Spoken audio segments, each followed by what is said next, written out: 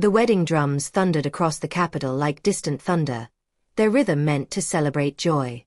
But when Princess Zarya stepped forward to receive the golden bracelet that would seal her marriage, something inside her screamed to run. The entire kingdom had gathered to witness her union with Prince Kalen, a man praised in every corner of the world as generous, handsome, and wise beyond measure. Yet as she looked into his smiling eyes, a cold dread wrapped around her heart like iron chains. Without warning, Zarya removed the sacred bracelet from her wrist and let it fall. The golden band struck the marble floor with a sound that shattered the drumbeat's rhythm. The crowd gasped as if the palace itself had cracked open. Ministers froze mid-bow. Foreign guests whispered in shock. Her father, the king, turned pale as moonlight. Prince Kalen simply stood there, his perfect smile never fading. But Zarya saw something flicker in his gaze, something sharp and cold, like a blade hidden beneath silk. He tilted his head gently and asked in a voice smooth as honey, "Why would a princess refuse peace for her people?" Within hours, the marketplace buzzed with anger and disbelief. Zarya walked through the crowded streets wearing a simple cloak, listening to her own people condemn her. Merchants shouted that she had thrown away their prosperity. Mothers told their daughters never to be as foolish as the princess. Even children sang mocking songs about the girl who rejected a hero. "Prince Kalen would have brought us wealth," one baker declared loudly. "He defeated the bandits in the eastern valleys. He builds schools and hospitals wherever he rules. What more could she possibly want?" An elderly woman nodded in agreement. "That princess lives in a palace of silk and honey while we scrape by on bread and hope. She doesn't know what struggle means." Zarya's chest tightened with every word, but she said nothing. She pulled her hood lower and kept walking, feeling the weight of an entire kingdom's disappointment pressing down on her shoulders. Yet even as shame burned her cheeks, that same cold dread from the altar refused to leave. Something about Prince Kalen was wrong. She felt it in her bones. That night, Zarya could not sleep. She rose from her bed and wandered through the palace gardens, where the moon cast long shadows across the stone pathways. Her mind replayed the wedding scene over and over, the crowd's gasps, her father's stunned expression, the prince's unshaken smile. "You did the right thing, Your Highness." Zarya spun around. A palace servant, a young woman named Amara, stood near the fountain, holding fresh linens. Her voice was barely a whisper. "What did you say?" Zarya asked carefully. Amara glanced around nervously before stepping closer. "I said you did the right thing. My cousin works in the prince's household. She says, strange things happen there. Servants who ask too many questions disappear. Villagers who refuse his taxes are never seen again." Zarya's heart began to race. Why hasn't anyone spoken of this? Amara's eyes filled with fear. Because people who speak don't live long enough to repeat themselves. But you're the first person brave enough to refuse him. She placed the linens down and hurried away into the darkness, leaving Zarya alone with her whispering doubts.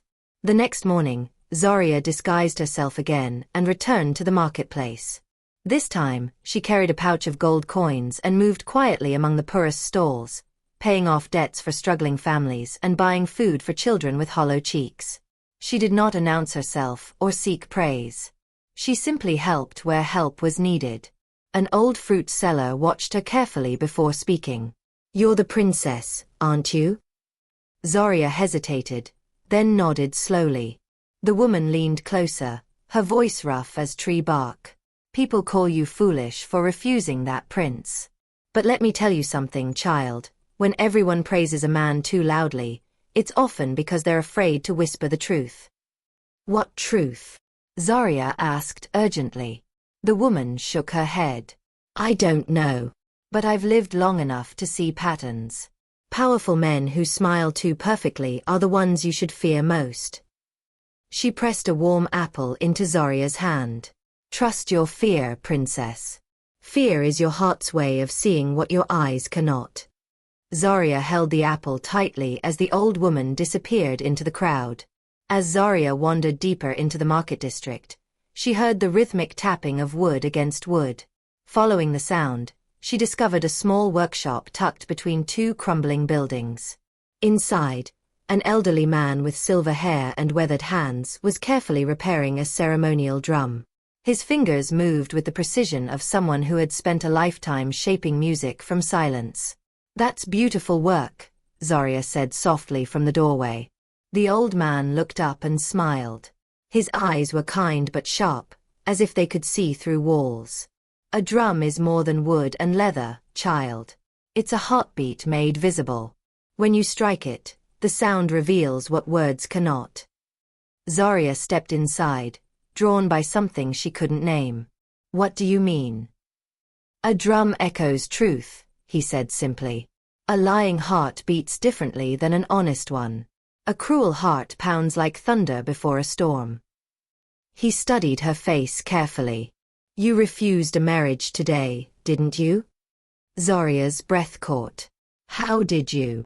"The whole kingdom speaks of little else," he interrupted gently. "But here's what they don't understand. You refused the marriage, so the kingdom still breathes." Before Zarya could ask what he meant, voices echoed from the street outside. Palace guards were searching the marketplace, calling her name. The drummaker's expression shifted from calm to urgent in an instant. "They're looking for you," he said quickly. "Listen carefully. If you ever need to find me again, look for the drum shop near the eastern well. But be careful, princess. Watch for the serpent mark. Those who bear it serve the darkness you sensed in that prince."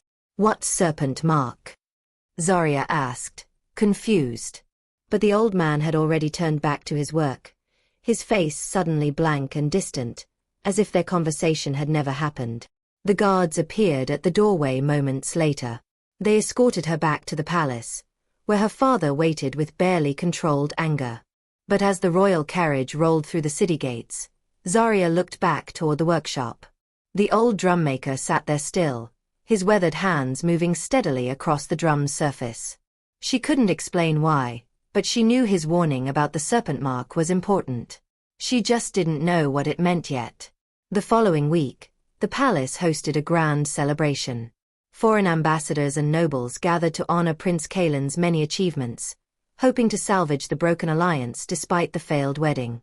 Zarya was forbidden from attending, but she watched from a high balcony as the prince stood before hundreds of admirers, his voice carrying across the courtyard like warm honey poured over stone. "I have spent my life serving the people," Kalen proclaimed. "I have defeated bandits who terrorized villages. I have built hospitals where sickness once claimed entire families. I have brought order to chaos and hope to despair." The crowd erupted in applause. Zarya felt her resolve weakening. Perhaps she had been wrong. Perhaps her fear was nothing more than foolish paranoia. Perhaps she had destroyed her kingdom's future over a feeling she couldn't even name. But then the prince turned, and sunlight caught his ceremonial sword. The golden hilt gleamed brilliantly, and there, carved into the metal where the blade met the handle, was a strange symbol, a serpent wrapped around a crown. Zarya's blood turned to ice. The serpent mark. The drummaker's warning echoed in her mind. That night, Zarya couldn't shake the image of the symbol from her thoughts. She searched through the palace library, pulling down dusty volumes about ancient kingdoms, royal crests, and forgotten brotherhoods. For hours she found nothing. Then, buried in a chronicle from the northern kingdoms, she discovered a single illustration that matched the symbol perfectly. The text beneath it made her hands tremble. The Order of the Serpent Crown, a secret brotherhood that once sought to unite all kingdoms under a single ruler through marriage and manipulation. Believed to have been destroyed 300 years ago. Believed destroyed. But what if they hadn't been? What if they had simply learned to hide better, to work more slowly, to smile more perfectly? Zarya's thoughts were interrupted by a soft knock at her door. She quickly hid the book beneath her desk and opened it to find Amara, the servant who had warned her before. The young woman's face was pale with fear. "Your Highness," Amara whispered urgently. "I saw something tonight. One of the prince's guards has that same symbol, the serpent and crown, burned into his wrist. I only saw it because his sleeve pulled back when he reached for wine." Zarya's heart raced. Are you certain? I'm certain, Amara said. And I'm terrified. The next morning, Zarya returned to the marketplace, searching desperately for the drummaker's workshop near the eastern well. But when she arrived at the location, her heart sank.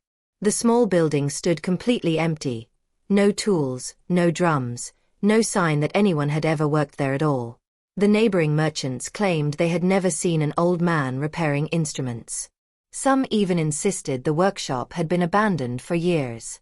You must be mistaken, Princess, a cloth merchant said nervously. No one works in that building. It's been empty since before I opened my stall. But Zarya knew what she had seen. She had spoken with him. He had warned her about the serpent mark. None of this made sense. As she turned to leave, frustrated and confused, she noticed something carved into the wooden doorframe of the empty workshop, so faint she almost missed it. There, barely visible in the weathered wood, was a message scratched in hurried letters. Princess, Kaelin's marriages are not alliances. They are conquests. Every kingdom that welcomed him eventually fell silent. Follow the vanished villages. The serpent hides in plain sight. Trust only your instincts. Her hands shook as she traced the carved words with her fingertips. Zarya returned to the palace with the message burning in her mind. For days, she wrestled with what to do. Should she show the carving to her father? Would he believe her? Or would he think she had invented the entire story to justify her refusal of the prince? Finally, she decided to confide in Captain Malik, the head of her personal guard. He had protected her since childhood and had always been honest, even when the truth was difficult. Captain, she said quietly, telling him about the drum maker's warning, the symbol on the prince's sword, and the message carved in the doorframe. I believe Prince Kaelin is not who he claims to be. Malik listened carefully, his weathered face unreadable. Finally, he sighed and shook his head. Your Highness, I understand you're under great pressure.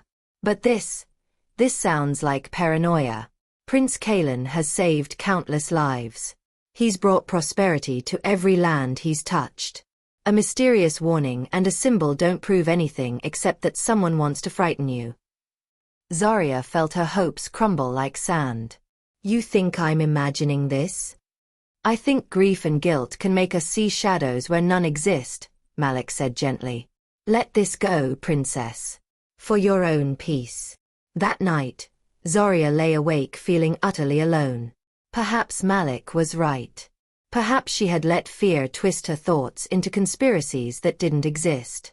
Perhaps Prince Kaelin truly was the hero everyone believed him to be, and she was simply too proud or too stubborn to admit her mistake. But 3 nights later, Captain Malik appeared at her door, his face pale as morning frost. He entered without speaking and closed the door firmly behind him. What's wrong? Zarya asked, alarmed by his expression. Malik's voice was barely a whisper. I saw the symbol. Where? On the wrist of a prisoner being held in the dungeons. A man who claims to be a former soldier in Prince Kaelin's army. He begged for protection, saying he had witnessed terrible things. Entire villages burned after refusing to swear loyalty to the prince's brotherhood. Malik's hands shook slightly.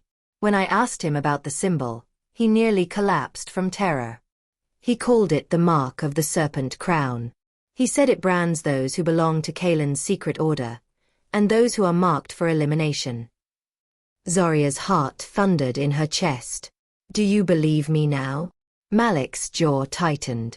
I don't know what to believe, but I'm beginning to think your instincts may be wiser than my reason. Desperate for more information, Zarya began searching the marketplace for anyone else who might know about the serpent crown symbol.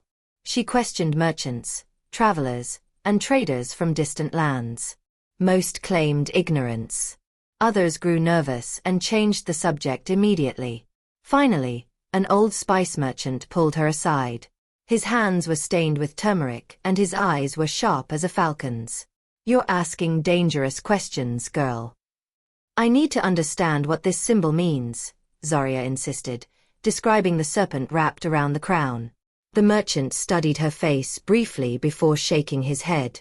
That's the mark of the Golden Trade Guild. An old merchant organization from centuries ago. Nothing sinister, just businessmen marking their goods.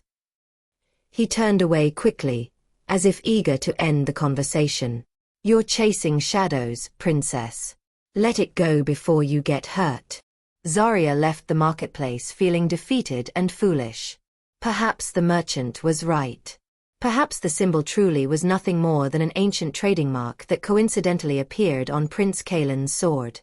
Perhaps the drummaker had been a confused old man, and the message was carved by someone seeking to manipulate her fears.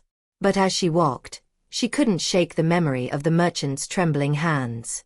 2 days later, a group of travelers arrived in the capital from the northern territories. They spoke of villages that had mysteriously vanished from the trade routes, places where merchants once stopped to sell grain and cloth, now completely abandoned. Zarya listened carefully from beneath her hooded cloak as the travelers shared their stories in a crowded tavern. Green Hollow was a thriving village just last spring, one man said, his voice thick with confusion. My brother lived there with his family. Now when I traveled that road, there was nothing. No buildings. No people. Just empty fields and silence. Same with Rivercross, a woman added.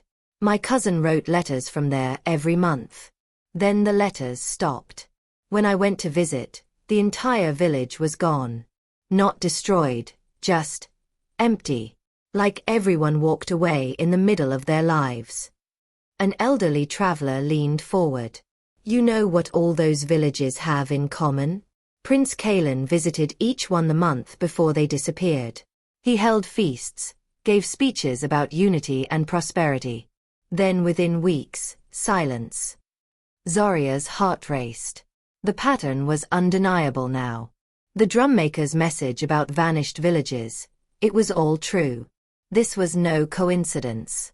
That night, Zarya made a decision that would change everything. She couldn't wait for proof to arrive at her doorstep. She couldn't rely on others to believe her.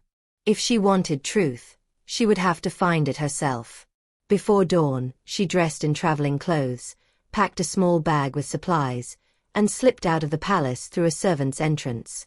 Captain Malik had agreed to help her, though he had warned her repeatedly of the danger. He arranged for 2 trusted guards to accompany her in secret, disguised as common travelers. Their destination was Green Hollow, the closest of the vanished villages. The journey took 3 days through forests and across rivers swollen with spring rain. When they finally arrived, Zarya's breath caught in her throat. The village was exactly as the travelers had described. Completely abandoned. Homes stood intact but empty, their doors hanging open like mouths frozen mid-scream. Gardens had gone wild with weeds. A child's wooden toy lay in the dirt, covered in dust. But most chilling of all, carved into every doorway, every well, every fence post, was the same serpent crown symbol, burned deep into the wood like a warning. Zarya moved through Green Hollow like a ghost walking among ghosts. The silence was absolute and suffocating. No birds sang. No wind stirred the trees.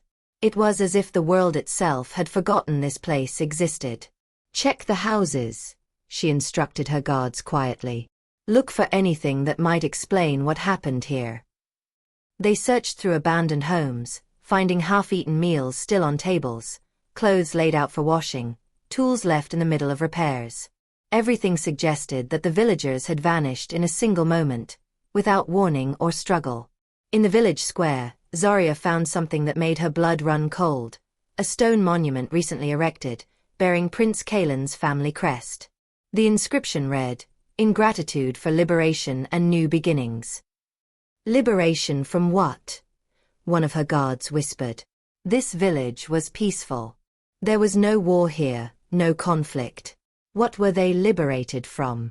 Before Zarya could answer, they heard footsteps, slow, deliberate footsteps approaching from the edge of the village. All 3 froze, hands moving instinctively to their weapons. A figure emerged from between the trees. It was the old drummaker, his silver hair gleaming in the fading sunlight, very much alive. You came, the old man said simply, as if he had been expecting her all along. Zarya's guards stepped protectively in front of her, but she pushed past them. "Who are you? What happened to this village? And what does Prince Kalen have to do with it?" The drummaker's kind face grew grave. "My name is Oren. I was once a royal spy for the northern kingdoms, before they fell silent, one by one, just like this village. I've been tracking Prince Kalen for 7 years, watching the pattern repeat itself across the map." "What pattern?" Zarya demanded. Oren gestured to the empty homes around them. "Prince Kalen doesn't conquer kingdoms through war. He conquers them through marriage and manipulation. He weds princesses and noblewomen, gains the trust of their kingdoms, then slowly replaces their leaders with members of his secret brotherhood, the Order of the Serpent Crown. Those who resist are marked with the symbol and vanish. Those who comply become part of the order, spreading its influence like poison through water." Zarya felt dizzy. "But why? What does he want?" "Power," Oren said simply. "Absolute power over all kingdoms, achieved so gradually that no one notices until it's too late. You, Princess Zarya, were supposed to be his next conquest." Oren led them to a hidden camp beyond the village where he had been documenting evidence for years. Maps showing the spread of vanished villages, testimonies from survivors, records of marriages Prince Kalen had proposed across a dozen kingdoms. The pattern was undeniable and horrifying. Each village marked with the serpent symbol was given a choice, Oren explained, spreading the maps across a makeshift table. "Swear loyalty to the order and prosper under Kalen's rule, or refuse and face elimination." Most villages chose loyalty out of fear.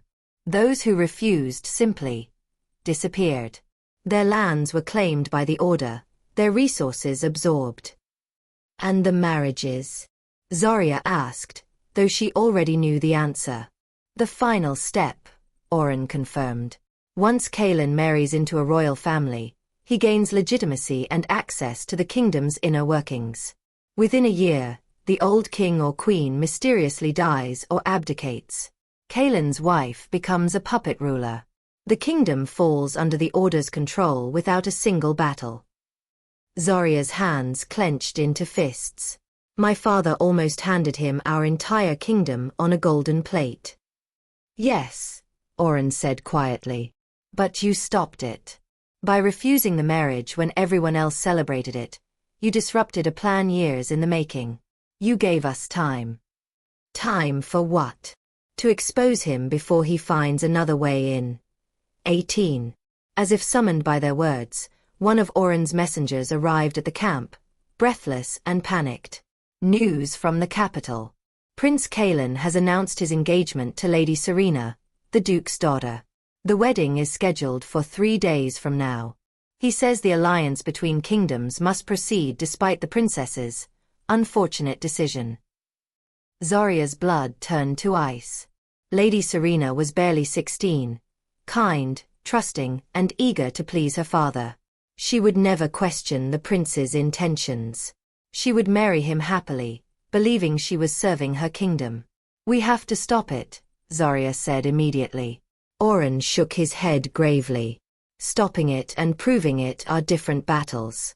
We have evidence, yes, but who will believe a disgraced princess and a wandering spy over a beloved prince praised by kingdoms?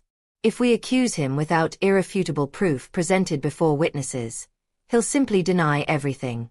The order will protect him. We'll be dismissed as jealous conspirators, and Kalen will marry Lady Serena anyway." "Then what do we do?" Zarya demanded. Oren met her eyes with steady determination. "We return to the capital. We present the evidence publicly during the wedding ceremony itself, before the entire court and all foreign witnesses.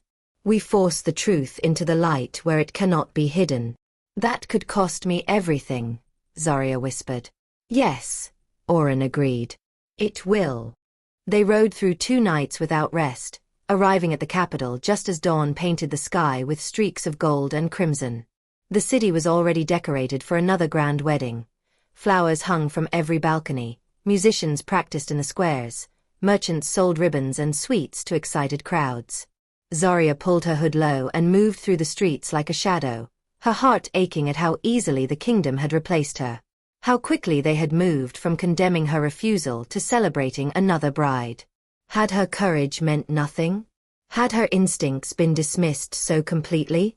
Captain Malik met them at a secret entrance to the palace. "The ceremony begins at noon," he reported quietly. "Lady Serena is already dressed and waiting." The prince arrived this morning with an escort of 50 soldiers, all bearing the serpent crown symbol, though disguised as decorative emblems. "He's not even hiding anymore. Because he believes he's already won," Oren said grimly. "He thinks no one will dare challenge him in front of the assembled kingdoms." Zarya's jaw tightened. Then he's about to learn otherwise. They slipped into the palace through servants' corridors, hiding in the shadows as nobles and guests streamed toward the grand hall. Through a crack in the wall, Zarya could see Lady Serena standing at the altar, her face radiant with joy and hope, completely unaware of the serpent she was about to crown. The ceremony began with the same thundering drums that had announced Zarya's own wedding weeks before. Prince Kalen stood tall and handsome in ceremonial robes, his smile perfect and his words flowing like honey as he spoke vows of eternal devotion. Zarya waited until the priest asked if anyone objected to the union, the traditional moment when grievances could be spoken. The hall fell silent, expecting no interruption. That's when Zarya stepped from the shadows into the center aisle. Gasps erupted throughout the crowd. Her father rose from his throne, face flushing with anger and embarrassment. Prince Kalen turned slowly, his perfect smile never wavering, though something dark flickered in his eyes. "Princess Zarya," he said warmly, as if greeting an old friend. "How wonderful that you've decided to join us after all. Have you come to apologize and offer your blessing to this happy union?" The crowd murmured in agreement, clearly expecting her to bow and retreat. Instead, Zarya raised her hand, revealing the serpent crown symbol she had sketched onto parchment from memory. "I've come to reveal the truth about the man you're about to crown with royal authority. Prince Kalen is not a hero. He's the leader of a secret brotherhood that conquers kingdoms through deception and murder." The hall exploded into chaos. "This is madness," Prince Kalen declared, his voice ringing with wounded dignity. "The princess is clearly consumed by jealousy. She refused my hand, and now she cannot bear to see another woman receive the honor she rejected." Many in the crowd nodded, their faces showing pity for the prince and disdain for Zarya. Her father's expression was unreadable, somewhere between fury and desperate hope that she might be right. But before Kalen could continue, Oren stepped forward from the crowd, his weathered face calm and authoritative. "I am Oren of the Northern Kingdoms, former master spy to King Aldrich before his kingdom fell silent 7 years ago. I have tracked Prince Kalen's movements across 12 territories. I have documented the pattern of vanished villages, murdered families, and conquered lands that follow wherever he proposes marriage." The murmurs grew louder. Several nobles exchanged worried glances. "Show them," Zarya commanded. Oren unfurled the maps and documents he had carried, spreading them across the floor where all could see. He pointed to each marked location. Every village bearing the serpent crown symbol disappeared within weeks of the prince's visit. Every kingdom that accepted his marriage proposal eventually fell under the control of his order. The evidence is undeniable. Prince Kalen's smile finally cracked at the edges. "Lies," Kalen shouted, but his voice had lost its honeyed smoothness. "You have no proof, only the delusional fantasies of a disgraced princess and a wandering madman." But his words seemed to trigger something. Throughout the hall, several nobles and soldiers suddenly moved toward the exits with unusual urgency. Captain Malik's guards blocked the doors, and when they pulled back the fleeing men's sleeves, there, burned into their wrists, was the serpent crown symbol. The crowd gasped in horror. "Members of the Order," Oren announced loudly. "Planted throughout this kingdom, waiting for the prince's wedding to be complete so they could begin replacing your leaders from within." One of the marked men tried to draw his sword, but palace guards overwhelmed him. Another attempted to reach Prince Kalen, shouting, "My lord, we must retreat," before being tackled to the ground. The dam had broken. Evidence poured forth like water through shattered glass. Servants came forward to testify about midnight meetings and coded messages. Merchants revealed unusual shipments of weapons to the prince's estates, and survivors of the vanished villages stepped from the crowd to tell their stories of horror and loss. Prince Kalen stood alone at the altar, his mask finally slipping away to reveal the cold, calculating predator beneath. Enough. Prince Kalen's voice cut through the chaos like a blade. The warmth had completely drained from his face, replaced by something terrible and ancient. Yes, I lead the Order of the Serpent Crown. Yes, I have brought kingdoms under unified rule through strategy rather than wasteful war. And yes, I would have done the same to this pathetic little kingdom if that foolish girl hadn't interfered. The hall fell silent, shocked by his sudden confession. You call me a villain? Kalen continued, his voice dripping with contempt. I brought order to chaos. I ended petty conflicts between rival kingdoms. I created peace through strength and unity through control. What you call conquest, I call progress. What you call murder, I call necessary sacrifice. And all of it would have succeeded if not for one stubborn princess who valued her childish instincts over the greater good. He turned his gaze directly to Zarya, and in that moment, she saw the truth of him completely. A man who believed his own cruelty was justified, who had convinced himself that domination and peace were the same thing. You haven't stopped me, princess, Kalen said coldly. You've merely delayed the inevitable. The order spans every kingdom on this continent. You cannot fight what you cannot see. Perhaps, Zarya replied steadily. But now everyone can see you. Palace guards moved swiftly to surround Prince Kalen and his remaining order members. The foreign ambassadors who had come to celebrate a wedding now witnessed an arrest instead. Kalen tried to fight, but even his trained soldiers were overwhelmed by sheer numbers and the fury of people who finally understood how close they had come to losing everything.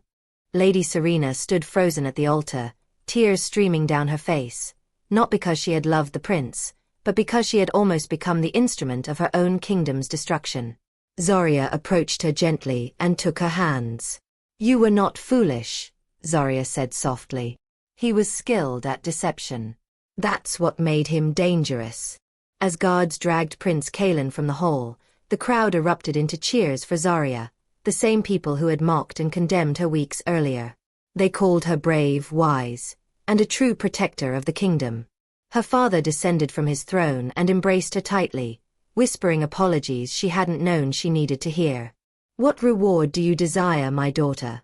The king asked before the assembled court. You have saved our kingdom. Name your wish, and it shall be granted. The hall fell silent, waiting for her answer. Zarya looked around at the faces watching her. Nobles who had doubted her, servants who had whispered behind her back, villagers who had called her foolish, and the few who had believed in her from the beginning. She thought of the vanished villages, the families torn apart, the kingdoms that had fallen because people chose comfort over questioning, celebration over caution. I want no throne, she said clearly. No titles or treasures. I ask only this, that our kingdom never again forces anyone into marriage for political gain. That we teach our children to trust their instincts when something feels wrong, even when the whole world says otherwise. That we remember this day, not as my victory, but as a lesson about the dangers of praising someone too loudly without looking closely at who they truly are. The king nodded slowly, tears in his ancient eyes. It shall be done. Zarya smiled softly. She knew her life would never be the same.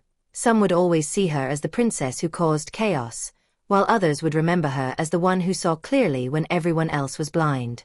But she had made peace with that. That night, she found Oren preparing to leave the capital. He bowed respectfully, but she stopped him. Thank you for trusting a warning carved in wood, she said. He smiled. Thank you for trusting your heart, princess. Sometimes the bravest act is not fighting with a sword, but refusing a path the world celebrates when you know in your soul it leads to darkness. And with that truth echoing like drums across the kingdom, Zarya finally allowed herself to rest.